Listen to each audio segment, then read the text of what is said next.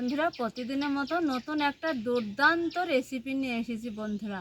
এই যে এখন এত রোদ গরম বন্ধুরা, এই রোদ গরমে হেলদি একটু সবজি কিছু খেলে পারে আমাদের শরীরে খুব উপকার। তো বন্ধুরা আজকে আমি একদম কচি পাট শাক রেসিপি তোমাদের সঙ্গে শেয়ার করব।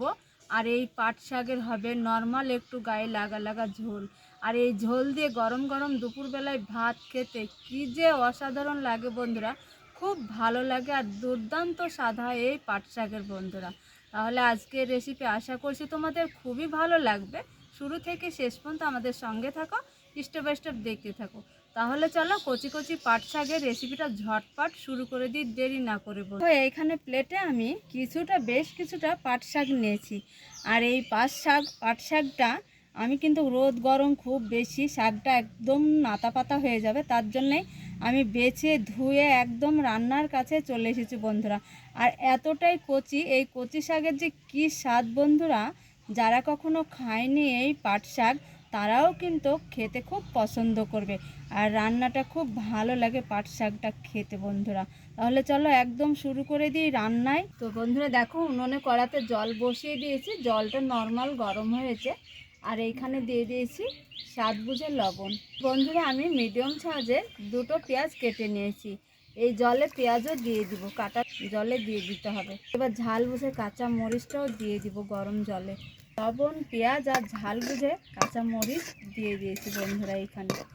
এবার দিয়ে দিব পাট শাকটা। আর পরে আর আমি এইখানে পেঁয়াজ ব্যবহার করব না বন্ধুরা।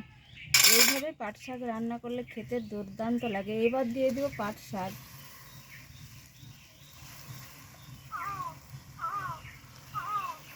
এবার একটু ঢাকা দিয়ে ভাপিয়ে নিব পাট শাকটা।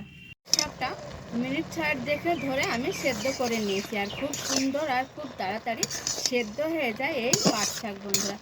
এত তাড়াতাড়ি নরম হয়ে যায়, দেখো কতটা নরম হয়েছে এই শাকটা। এবার আমি ঢেলে নেব, এই যে ঢেলে নেব। বসিয়ে দিয়েছি, এইখানে দিয়ে দিব পরিমাণ মতো সরিষার তেল। দেখো তেলটাকে খুব সুন্দর করে গরম করে এইখানে বেশ ৬-৭টা শুকনো লঙ্কা হাত দিয়ে চিড়ে চিড়ে একদম দিয়ে দিয়েছি বন্ধুরা। বেশ ২-৩টা রসুন থেতো করে নিয়েছি। রসুন তো একটু বেশি দিতে হবে বন্ধুরা পাট শাকে, বিশেষ করে তেলে রসুন দিয়ে শাক তেলে দিতে হবে। এখানে শুকনো লঙ্কা আর রসুনেই পাট শাকে স্বাদ আনে বন্ধুরা, খেতে কিন্তু খুব ভালো লাগবে। এইভাবে একটু তেল গরম করে পাট শাকে দিতে হবে। রসুন শুকনো লঙ্কা খুব সুন্দর করে তেলে ভেজে নিয়েছি। এইবার ভাপানো পাট শাকটা দিয়ে।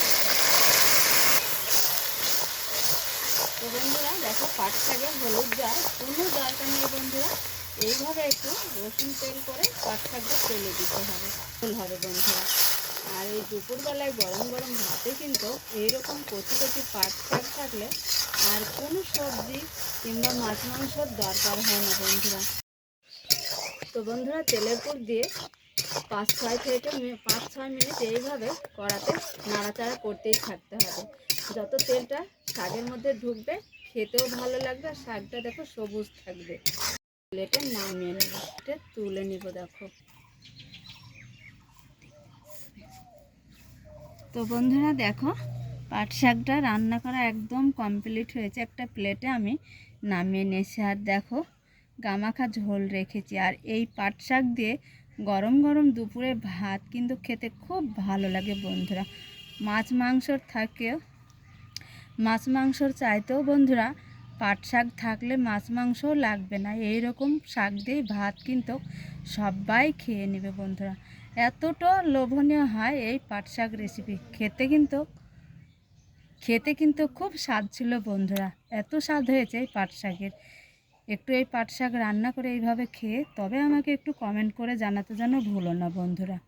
তো বন্ধুরা আজকে এই পাট শাকের রেসিপি তোমাদের কেমন লেগেছে? যদি ভালো লাগে অবশ্যই একটা লাইক, কমেন্ট আর ভিডিওটা বন্ধুদেরকে একটু শেয়ার করবে বন্ধুরা।